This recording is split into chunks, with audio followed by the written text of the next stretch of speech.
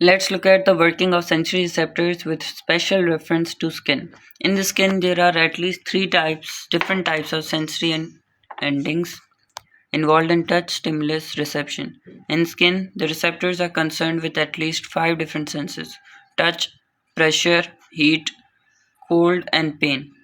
Situated at the base of the hairs, hair and organs receive touch stimulus.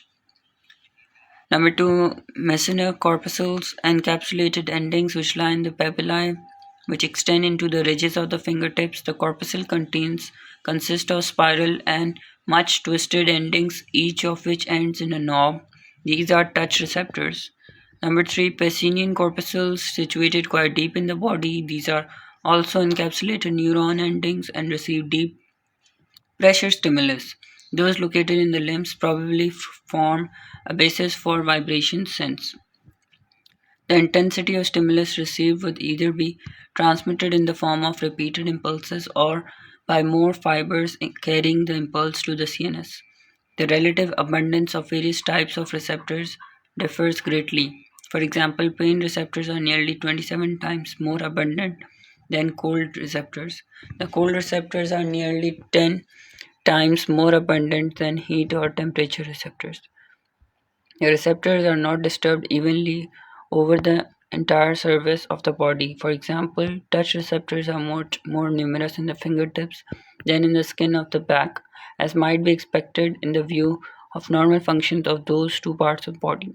The detection of vibration of the ground by terrestrial vertebrates is probably achieved by receptors in these joints.